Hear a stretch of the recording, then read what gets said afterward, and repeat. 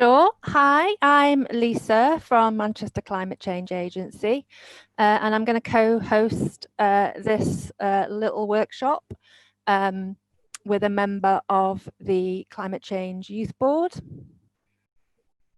Which is me. Hi, I'm Rabia. I'm on the Manchester Climate Change Youth Board. We started about 2.5 years ago, but we've just recently got some new members. One of them is myself. And we've just started around the end of February, and we are a mechanism to get our voices heard within Manchester. And one of our goals is to empower and engage the residents, businesses, schools, colleges, residents, to help get this across to everyone. Brilliant, thank you. And Rabia will be running through the 3 little workshops that we've got planned towards the end of the session. We want to hear from everybody and anybody across Manchester who lives and works and studies in Manchester. What things have you been doing during lockdown that you want to keep? What things have been that in helping you live greener lives and to help tackle climate change? What kind of things have you been doing, and what kind of support do you need to continue to do those things? And what's your big green ideas? We want to gather an evidence base from Manchester people about what things the city wants and what support you want and what big green ideas you've got that we can feed back to the politicians to say, this is what the people of Manchester say. So we've got a little PowerPoint. Shall I share screen? Please do, yeah. And we're just putting that out on our social media as well, just to ask the question across Brilliant. Facebook and Twitter and Instagram as well, kind of what the people of Manchester would like to keep and what they'd like to see as well. Great. So we'll Thank see. you. Okay, can everyone see this? Yeah. Yeah, that's great. Yeah, brilliant. So we know we're in a climate emergency, and we have been in a climate emergency for many years. And to add it on to that, we're in a global pandemic, another emergency. But that gives the City of Manchester and its people and its residents and business an opportunity to build back better, to build a better city, a fairer city, a greener city, and achieve that zero carbon goal earlier. It's a big ask, but that's why we're gathering the views of everyone in Manchester. We want you to get involved. Give us your views. What's your big ideas that can help Manchester grow and build back better? So what's the format of the next half hour? Rabia is gonna talk about her role and what she's been doing during lockdown. And then we're going to work through 5 minutes each on what things are you doing differently now that are helping to tackle climate change. 5 minutes roundabout on what help and support you want to tackle climate change going forward. And yeah, your big green ideas, we want them now. So why are we asking people this question? We are building an evidence base that we can present to the City Council and the others in Manchester and businesses. So I work for Manchester Climate Change Agency, and I work on behalf of Manchester Climate Change Partnership, of which the Youth Board are a part of. And those organisations have committed to be zero carbon by 2038.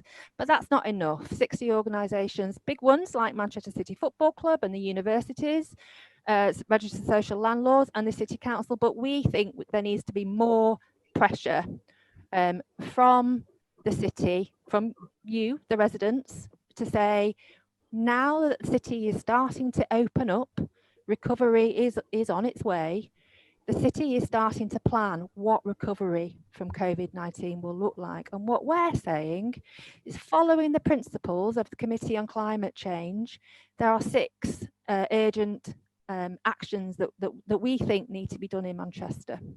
So 3 of them are there: invest in renewable energy, invest in green technologies, invest in carbon-free or zero carbon organisations avoid greenhouse gases to limit support for carbon and investment sectors. So we saw during lockdown that for one of the first times for over a month, the UK had been coal-free, entirely generated on renewable energies. And what positive low carbon lifestyle changes have you made, and do you want support on that? And how can we canvass the city to say, let's go ahead? So the city has a Paris compliant carbon budget. And what that means is a massive 50% reduction in its emissions in the next 5 years. And the city is working, has a framework, has a draft framework, and it's working on what exactly those actions will be. So I'm going to hand over to Rabia now, and she's going to talk a little bit about what the partnership and the youth board want. Hi, yeah, so the partnership and the youth board have written a letter to Sir Richard Lees, one of the council's members of Manchester. And a couple of the things that we have set out in this letter is mentioning that the city wants to stay within our carbon budget. We want to stay within this budget so that we can adapt and increase resilience to climate change. We want domestic and non-domestic energy efficiency and renewable energy generation programme. We also want 100% renewable energy generation.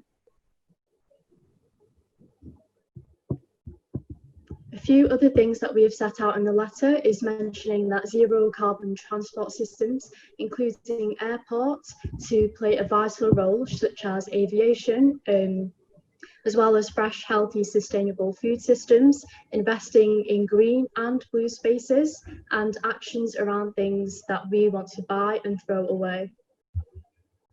Brilliant, thank you.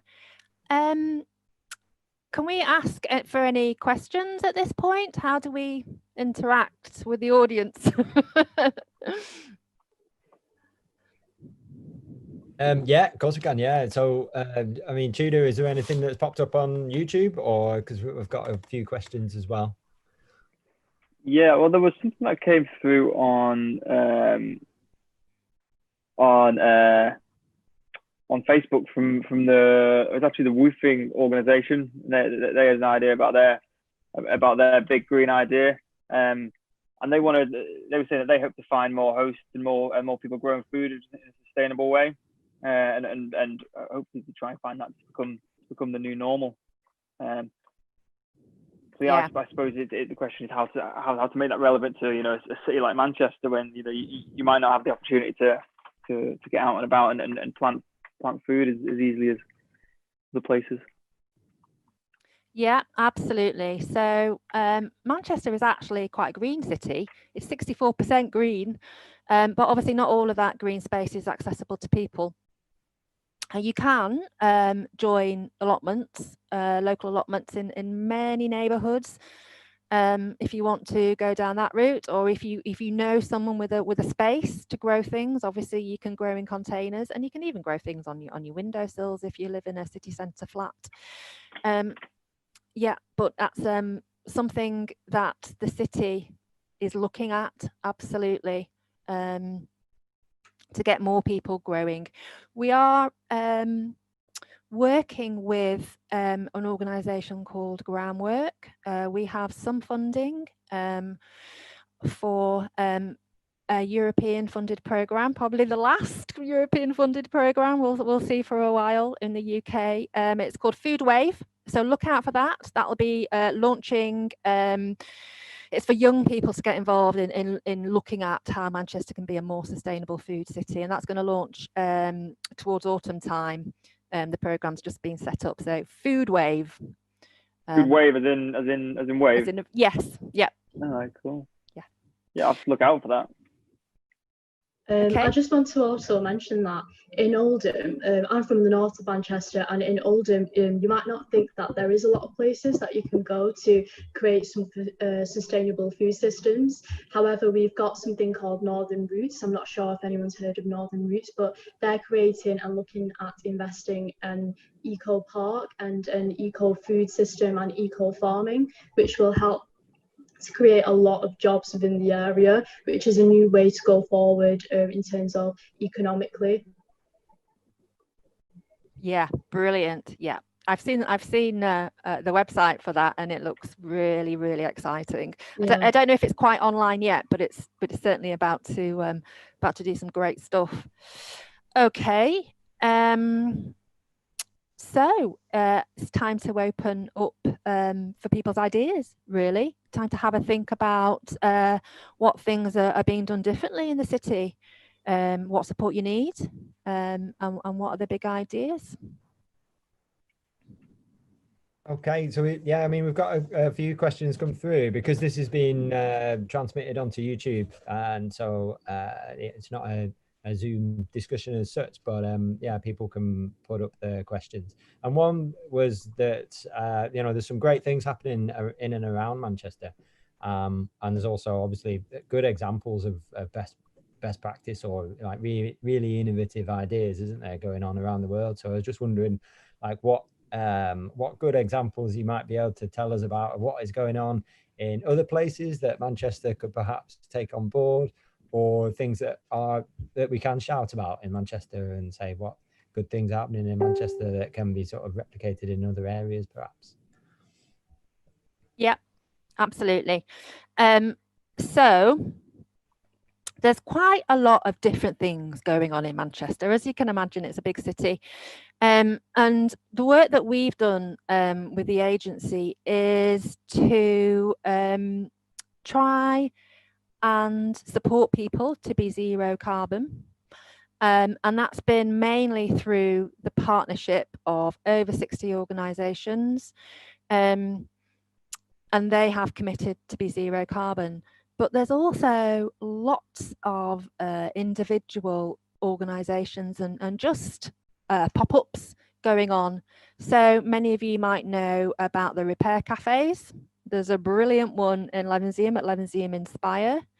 I think there's also ones in Moss Side and possibly Chawton. And repair cafes are amazing because you can take whatever you want down there that needs fixing, that you don't need to throw these things away and buy new. You can get them repaired and perhaps donate a small fee for that. So repair cafes are amazing, and there's a growing network, I think, across Manchester. The other thing are friends of groups. So Levenshulme again has a bee sanctuary, a lovely little group who sit in Highfield Country Park, and they've got some funding together to generate a bee sanctuary. So they're growing bee-friendly plants. They've got bee homes that they've made with the residents, and they've got a really great community there, and they look after their park as well. There's also other things across the city, especially the registered social housing landlords work really hard on community engagement. A lot of the work that they do is growing bottom-up grassroots communities that not only helps the communities to build better relationships across their estates, but also supports people to learn new skills. So there's quite a lot of those kind of work clubs going around, and a lot of those are green skills based or gardening based. Another one that we've been involved in is called Green Minds. So Green Minds works out of North Manchester Hospital, and what it is it's a support system, but also a project that helps people with mental health issues.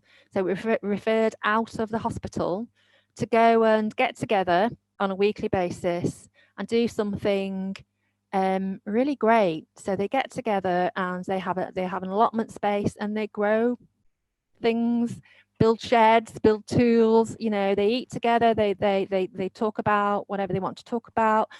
And it's really helping people. So there's some examples. Rabia, I don't know if you want to give any examples from the work that you've been doing? Because you Yeah. work. So I currently work with Manchester Art Gallery, and in October, that's just gone, October 2019, I helped to create a workshop. It was free for families to come to during the October half term. It was focused on reduce, reuse, refuse and recycle. And during that workshop, we had a lot of different activities helping to raise awareness about climate crisis within the area, especially with youth strikes that have also happened. We just wanted to continue that conversation and the dialogue, and to not just allow it to stop there. So my practice within creativity was focused in climate crisis, and through my workshops, that's where I heard of the youth board here, and that's how I actually managed to join onto this board.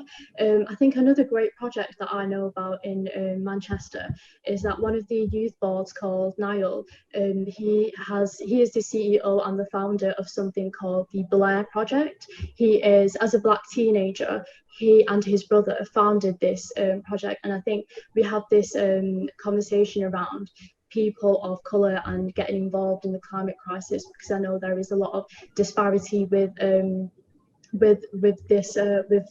people of colour around this. But anyway, with his project, he creates hydrogen-powered electric karting, and he provides STEM within this and focuses on STEM, decarbonising cars, looking at 21st century skills such as web development and coding, and also wants to shy away from the elitism in sport. So I think it's a really great initiative that people should look into and feel inspired by through that's happening here.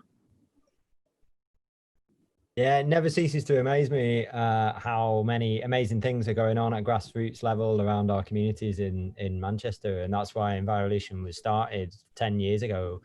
This is INvirolution number 10, everyone. Woo! Yay! Happy birthday! Yeah. But yeah, you know, it was to really give a platform for all of these community groups who are doing such amazing things in their communities, you know, and there are some fantastic groups out there. I mean, INvirolution has been based in Plattfields Park for many, many years. And so, you know, we've had good links with the Friends of group there. And also like Plattfields Market Garden, who have done a couple of workshops for us, and there's loads of stuff going on. But yeah, we've had a couple of things come through on our social media, and so one was about somebody's big idea or big dream maybe is about having no single-use plastics, which is obviously quite a common one, and it's a big thing. It's a big campaign, isn't it? But I guess, you know, where do you start with that kind of thing? There are amazing people out there doing amazing things in our market square. We've got Lentils and Lather, who are Scoop Foods.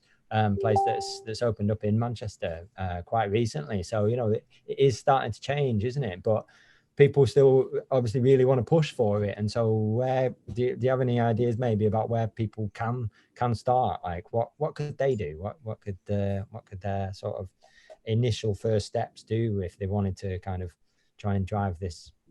Yeah, I mean, there are some shops, some of the mainstream shops, I think Sainsbury's, where you can take your own containers, for example, to the fish counter or the meat counters, which is becoming it's becoming more the norm. And I suppose I would say have a Google at some of the independent shops where you can take your own containers to buy things. I came across one in Levenshulme in my research a couple of weeks ago, and they do toiletries, hair shampoo, toilet rolls, things like that. So have a Google. It's in Levenshulme. It's just from a house. Can't remember what it's called off the top of my head, but they obviously use refillable bottles, and you can take your own bottles down there as well. And there are a couple of shops in Manchester and possibly in Chawton where you can also take your reusable bottles, and you can use your own containers. So I think, sometimes it's just a little bit of Googling, a little bit of research. If you need to find out more, it's worth having a look. For example, we've got,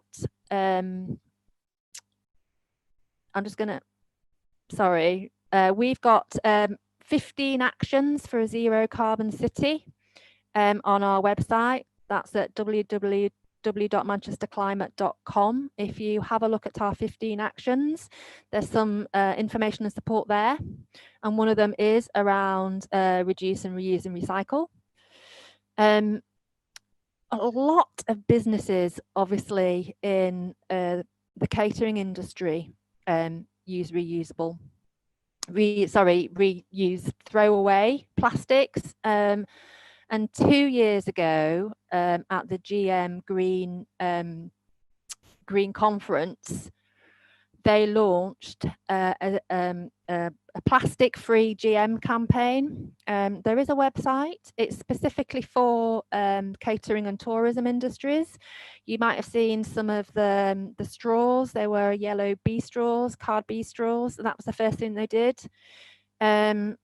And so that's a campaign for businesses to sign up to. So the university, for example, I think have signed up. Some of the city council have signed up as well. So for example, if you went to, before lockdown, to one of our outlets, there's one at the Central Library. It's all compostable takeaway cups. But obviously the best thing is to go in and sit and use a normal cup that can be washed. And a lot of takeaway coffee places are now doing, you know, the reusables when they open again, and some, you know, you can get money off, for example, 20p off if you use your reusable. So there are ways in which you can start to make a difference. Yeah, absolutely. Yeah, and Unicorn as well, of course, in Chorlton is a really good one, and they've been spearheading this for a while, haven't they? And they're in our market square as well, of course. But yeah, I mean, I guess I was thinking about maybe they were thinking more of the sort of like the campaign angle of things. But I guess that's through you guys, isn't it? You know, you're always kind of wanting people's opinions on what they would like to see, and so it's, yeah, one first step could be get in touch with Manchester Climate Change Agency and just be like, this is what we want, you know, this is what we want for our city. Yeah, absolutely. Yeah, people doing, isn't it? Yeah, absolutely. So we talk to campaign companies and organisations. So we're having discussions at the moment with one in particular, whose focus has been on recycling and then reusing takeaway coffee cups. So we're hoping to do some work with them for later on in the year, or possibly next year. So, you know, we're always having conversations with people about different things that will support people to do better things. Are there any questions coming through on transport? Because that's been a really massive thing during lockdown, hasn't it? People not using their cars, people walking more, people getting out more into green spaces that maybe they didn't even know existed. So it would be interesting to know what people think the city council should, or the city should be doing around transport or mobility. Yeah, there was one person who put up a message about, well, they just said they'd like funding for bikes. So maybe it's for like more bicycle access. I know there's obviously the corridor that's been happening down Oxford Road with the cycle pathways and all that kind of thing. But yeah, I don't know if you know have you got any other inside gossip or anything to do with like better cycling provision for the city, or what people can do as far as getting access to bikes, as far as, you know, it might be that some people haven't got they haven't ridden a bike in a long time, so they might need more bike confidence, but also access to bikes and things like that as well. Yeah, sadly, the bike share scheme in Manchester, do you remember that a couple of years ago? Didn't work well, have to say. Amazing idea, but maybe not for Manchester. But there are lots of ways in which people can certainly start to look at cycling. And one of them is to ask your employer if they've got a cycle to work scheme. So cycle to work schemes would offer money to buy a bike and kit as well. And then you pay it back at zero interest through your salary. Another one is obviously the B-Lines project. That is, lots of those are launching soon or have launched. So connecting up to the Fallowfield Loop, for example, and out to other areas of the city. And Bike Friday is a massive thing that's been going on for many years, which supports people to feel safer cycling into the city. And there are, local things like Bikeability. For kids example, my kids did Bikeability at school, gives children the confidence to be able to bike to school. And I think it's a case of looking out for what's around as well. Go and look at Freegal, see if you can, or thrift pages. I'm a member of my local thrift page on Facebook, and there's loads of stuff there. Lots of bikes going for free. So get if you want to have a go, get on maybe one of the thrift sites and have a look if there are any free bikes. Loads of free stuff out there, actually. It's really great. What's that last one? Thrift. Is that what it's called? Thrift, yes. So thrift. If you're on Facebook and you just like Google your local thrift, you can normally join a group. Yeah. Okay. Oh, I've never heard of that one before. Cheers for that. Yeah. Okay. Yeah. There was some come about kind of cycle schemes, and it's unfortunate about the sort of the bike scheme that happened in Manchester and stuff. But yeah, maybe we can try again one day. Who knows? Yes, I think that would be a great idea. Yeah. As the sort of movement grows, because obviously there's the critical mass as well, isn't there? That still happens in Manchester. Yeah. The last Friday of every month for the first one, but yeah, that happens.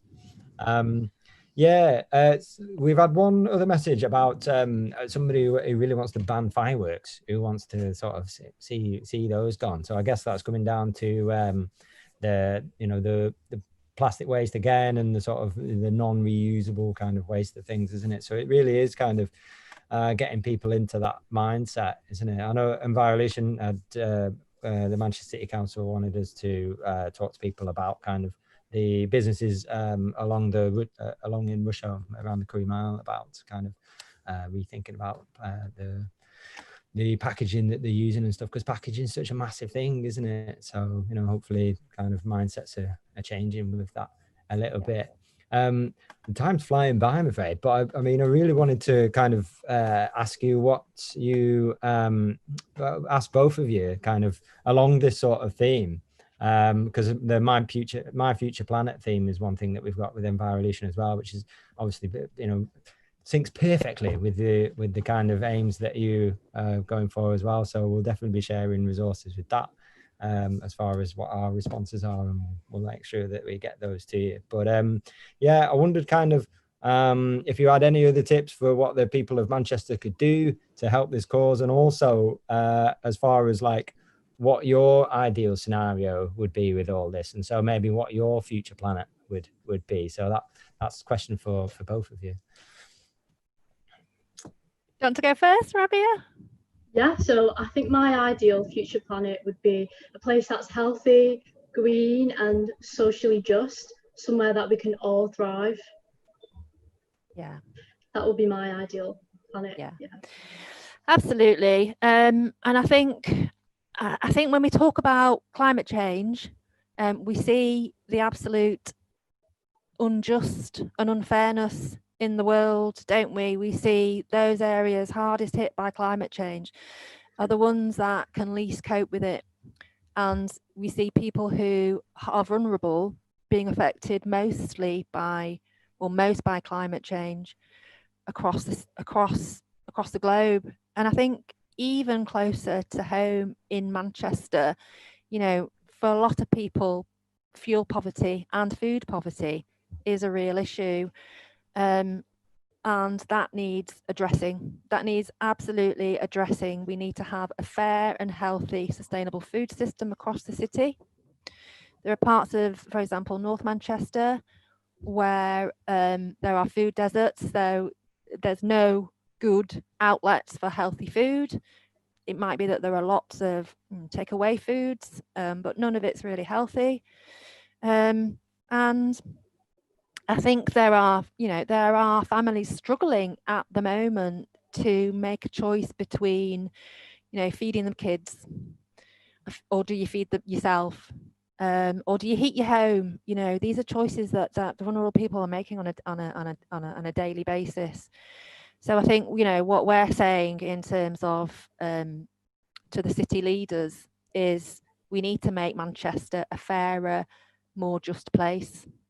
And we need to give everybody the opportunity to be able to enjoy the environment and keep safe it for future generations. So, we 100% back a domestic energy retrofit scheme for everybody that is affordable.